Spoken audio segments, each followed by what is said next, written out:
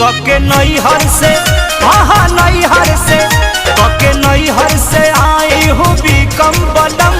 बेलन बाना धरब चलव निकलम कके नैहर से